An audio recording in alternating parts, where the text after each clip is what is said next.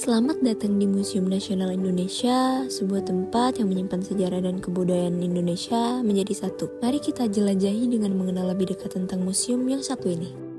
Museum Nasional Indonesia didirikan pada tahun 1778 oleh pemerintah kolonial Belanda.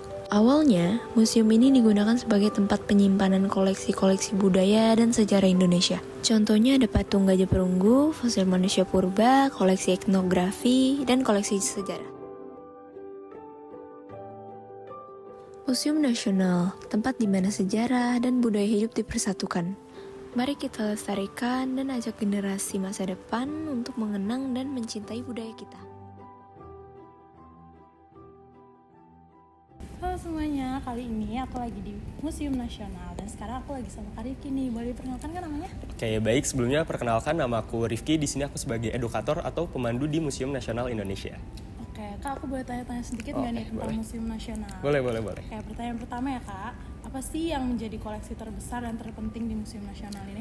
Oke, baik. Untuk koleksi terbesar, mungkin tadi teman-teman udah lihat, udah berkeliling juga ya. Koleksi terbesar itu namanya Arca Bhairawa Buddha. Jadi Arca Bhairawa Buddha itu untuk spesifikasinya tingginya itu sekitar 4,41 meter dengan berat kurang lebih sekitar 4 ton. Jadi itu untuk koleksi terbesarnya. Nah, untuk koleksi terpenting sebenarnya tidak ada satu koleksi khusus yang disebut paling penting sebenarnya di sini. Jadi semua koleksi yang ditampilkan di sini pastinya koleksi terpenting karena memiliki nilai sejarah dan nilai-nilai khusus atau cerita-cerita khusus yang membuat koleksi tersebut ditampilkan di sini. Oh gitu ya teman-teman, kata Kak Rifki. Oke Kak, yang kedua nih, gimana sih Kak proses pengelolaan dan pelestarian koleksi museum di sini? Oke, baik. Untuk pengelolaan dan pelestarian koleksi, sebenarnya itu ada tim khusus, namanya tim konservator. Jadi mereka lah yang bertanggung jawab melakukan pembersihan, segala macam perawatan, dan mereka yang membuat koleksi-koleksi tersebut tetap terawat karena dirawat secara rutin. Oke, tadi kan kalau bilang ada tim-timnya. Iya, betul. Itu timnya kalau buat masuk sini itu didatangkan dari mana atau ada proses khususnya buat dia tes atau apa gitu?